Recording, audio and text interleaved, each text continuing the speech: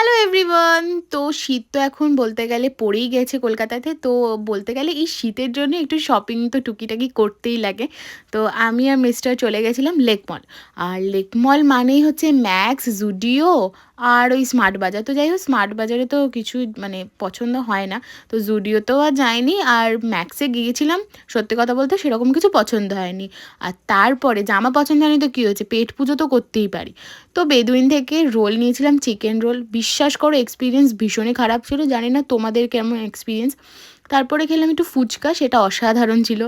ওখান থেকে আবার গেছিলাম প্যান্টালুন্স, মানে যেটা গড়িয়াহাটের প্যান্টালুন্স। তো ওখান থেকে ফাইনালি পছন্দ করেছে মিস্টার, আমি কি আর বলবো, যাই হোক।